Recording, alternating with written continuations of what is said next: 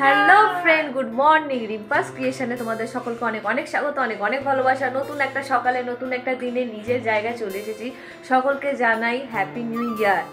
সবাই যাতে খুব ভালোভাবে সুস্থভাবে কাটাও পুরো সারাটা বছর, কারণ সবে তো শুরু। আর আমাদের শুরুটাই হয়েছে অন্ধকার জীবন থেকে, এলাম আলোতে পুরো অন্ধকার জীবন হয়ে গেল। আমরা কালকে এসেছি, এসে জামা কাপড় দেখো, এখানটা মিডিলে এক গাড়ি পাহাড় ছিল, এখনো ওইখানে পুরো পাহাড় রয়েছে। এখানে পাহাড়গুলোকে নিয়ে একেবারে ওয়াশিং মেশিনে দিয়েছি।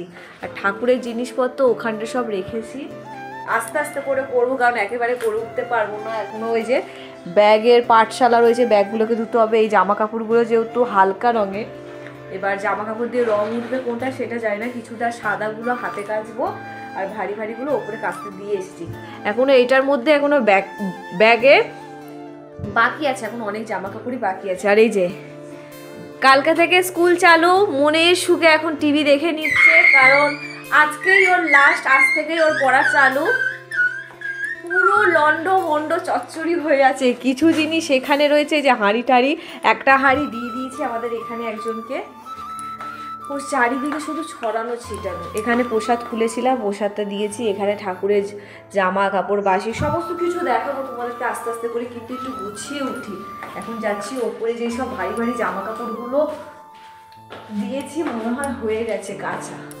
আর এই যখন আমরা কলকাতায় ছিলাম তখন ঠান্ডাও তো দেখিনি, যেই আমরা পুরী থেকে আসছি পুরো ঠান্ডা নিয়ে এসেছি, কাঁপতে কাঁপতে এসেছি। এত ঠান্ডা, এত ঠান্ডা। জামা কাপড়গুলো এক্ষুনি মেলে দেবো। যাই, ঘরের কাজকর্ম কালকে এসে একদম মুখ হাত পা ধুয়ে জামা কাপড় চেঞ্জ করে সকালে টিফিন খেয়ে সেই যে এক টানা ঘুম দিয়েছি। কালকে কোনো কাজ করিনি, আজকে কিছুটা কাজ করব রয়েস হয়ে, কারণ পুরোপুরি কাজ করে উঠতে পারবো না। তার মধ্যে যা কারেন্ট গেল আমাদের, সে গেল তো গেল, আবার আজকেও চলে গেছে। হাঁপিয়ে গেছে গো। এই যে চাদর থেকে শুরু করে সব জামা কাপড়গুলোকে একটু মেলে দিই। এই যে কতদিন দেখিনি, কতদিন। এসে গেছি আমি, এসে গেছি। সব জামা কাপড় বের করে নিই। সমুদ্র থেকে যে স্নান করে এসেছে, সেই যে প্যাকেটে করে মুড়ে এনেছি, এইটা এখন কাঁচা হবে। আর এক রাউন্ড কাঁচা হয়ে গেছে, সেটা মেলে দিয়েছি। আর এক রাউন্ড কাঁচাতে এখন মেশিনে দেবো। এই যে সব আজ শুকনো হয়ে গেছে, একটু রোদে দিলে একটু কি একদম একটা ফ্রেশ হয়ে যাবে, ওই জন্য থাক। সব মেলে দিয়েছি, আর ওপরে মেলিনি। হ্যাঁ, এই কী হয়েছে? যখন খেতে দেবো তখন আসবি, যা শুয়ে থাক। একে নিয়েই চিন্তা, যেহেতু ওইখানটা চাদরটা ঝুলছে তো, আর বাইরে খুব ভালো, এই মাথা থেকে ও মাথা রোদ, একবারে দিয়ে দিয়েছি। আর এক রাউন্ড কাচতে যাই।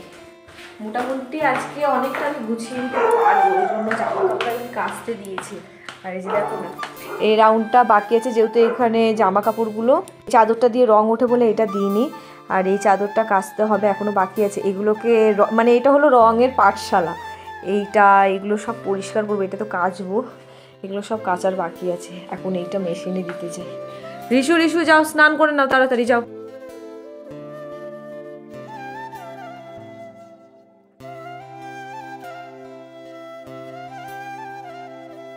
বিছানার চাদর তুলবো করে তোলা হয়ে গেছে, এই যে সব ফেলে রেখেছি। এখন বিছানার চাদর পাল্টাবো। দেখো ঘড়ির কাঁটায় বাজে 7:10। এখন আমি ভাত খেতে বসেছি, কারণ জামা কাপড় রাজ্যের যেগুলো ছিল সমস্ত কিছু কাজ হয়ে গেছে, শুধু শীতেরগুলো বাকি। আর এটা রং ওঠে বলে আমি আর দিইনি। আর এই ব্যাগগুলো বাকি আছে, আর ওই ব্যাগটা পরিষ্কার করবো, লাগেজটা, আর এই ব্যাগগুলো কাচবো। মানে মোটামুটি আজকে আমি সব কাঁচা কেচে নিয়েছি, শুধু সোয়েটারগুলো কালকে কেচে নেবো, কারণ আজকে আর কাচবো না। আর অনেকটা গুছিয়ে নিস, ভাবলাম যে চাদরটা আমার, মানে চাদর আমার দেখলে কুটকুট করে না, তুলে নিই, যেন তুলে নিয়েছি। আর এগুলো কালকে কাচবো বাকিটা, কারণ এখন রান্নার জায়গা পরিষ্কার করতে হবে। ওপরের চাদর পাল্টানো হয়ে গেছে, শুধু নিচেরটাই বাকি আছে। এখানে রিশুর সমস্ত কিছু, রিশুকে বলেছি যে তুই বিছানার চাদরটাকে ফেলে দে। এবার খাইনি, খিদেও পাইনি, কারণ কাজ করবো করে না, ভেতর থেকে ওই ভাবনাটাই ছিল। আমার বাকি কাজগুলো আমি সেরে নিই, আর খুব জোরে খিদে পেয়েছি, ওই জন্য ভাবলাম যে না, আগে খাবারটা খেয়ে নি। বেলা করে খেয়েছিল, খিদেও পাইনি, আমি খেতে বসেছি। যা জলের বোতল খেয়ে নি। তো সেদিন তো তোমরা দেখলে যে বাড়ি ফিরলাম আমরা সকাল সকাল, মানে সকাল বলতে গেলে 6টার মধ্যে ট্রেনটা হাওড়া স্টেশনে ঢুকে গেছিলো। তারপরে ওখান থেকে একটা বড় গাড়ি বুক করে একেবারে দুটো পরিবার একসাথে উঠে ওরা আগে নেমে যায়। তো আমরা তারপর আমাদেরকে বাড়ির সামনে নামিয়ে দেয়। তো নামিয়ে দিতেই তারপরে এই তো আমি এসেই কাজে চলে গেছিলাম, মানে কাজে কোনো ফাঁকি নেই, জীবনটাই তো এই কাজ করে করেই চলে যাবে। তো ছুটিটা নিয়েছিলাম, তাও বললাম যে না, থেকে লাভ নেই, একদিন কি হবে বেকার বেকার নষ্ট করে, তো চলে যাই আবার। তো আবার স্নান বান করেই সেদিনকার সঙ্গে সঙ্গে চলে গেছি। আর এই ভদ্রমহিলা আর রিশু দুজনে মিলে এসেই মানে একটু খাবার দাবার খেয়ে টায়ার্ড ছিল এতটাই, রাত্রে তো ঘুমও ঠিক করা হয়নি, কারণ ট্রেনে তো ওই যেভাবে দুলদুল করে, আর সেই দোলনিতে ঘুম হয় না। তো যাই হোক, দুজনে মা আর ছেলে ঘুমিয়ে পড়েছিল সকালটা অনেকক্ষণ ধরে। তো আমি আর ডাকিনি, আমি চলে গেছি কাজে। তারপরে কাজে যাওয়ার পরে ওদেরকে ফোন করেছিলাম অনেকক্ষণ পরে যে উঠে পড়েছো, দেখছি হ্যাঁ উঠে গেছে দুজনে মিলে। তো যাই হোক, ট্রেনে ঘুমটা কেন হয় না, আর একটা হয় ভয় লাগে খুব, কারণ এখন যেভাবে তোমরা দেখছো অ্যাক্সিডেন্টের গল্প টল্প হচ্ছে, তো ওইগুলো মাথায় চলে আসে। আর মাঝে মাঝে ওই ট্রেন যখন ঘাড়ঘাড় করে, আর স্পিড বাড়াবার জন্য যখন একটা করে গিয়ার মারে না কি মারে কে জানে, খাটখাট করে আওয়াজ হয়, তো তখন আরও ভয়ভীত হয়ে যায়। তো সেই জন্য ট্রেনে আমি যতবার জার্নি করেছি তো ঘুম কিছুতে হয় না। তো ওদেরকে চেষ্টা করি যে অন্ততপক্ষে কিছুক্ষণ যাতে শুতে পারে সেই ব্যবস্থা করে দেওয়ার, যে ওরা শুক, আমি জেগে থাকি। আর একটা হচ্ছে চোরের উপদ্রব। তো সারা রাত দেখছি এই মানে এই বগি থেকে সেই বগি ঘুরে বেড়াচ্ছে। তো একটু নজর রাখতে হয়, নাহলে পট করে হাতে করে তুলে নিয়ে চলে যাবে। তার মধ্যে রাত্রিবেলা জিআরপিএফের পুলিশগুলো আসছিল, মেয়ে পুলিশগুলো আসছিল, তারাও আরও খুব ভালো কাজ করছিল, এসে প্রতিটা জায়গায় সার্চ করছে, যারা উল্টোপাল্টা জায়গায় দাঁড়িয়ে রয়েছে তাদেরকে ভাগিয়ে দিচ্ছে। তো যাই হোক, আবার সেই নিত্য দিনের কাজে ফিরেছে রিম্পা। ভদ্রমহিলার বাড়াবাড়ি দেখো, মানে একদিনে এসেও সব কাজ শেষ করবে, জামা কাপড় ধোবে, ঘর পরিষ্কার করবে, ঘর মুছবে, সব করবে।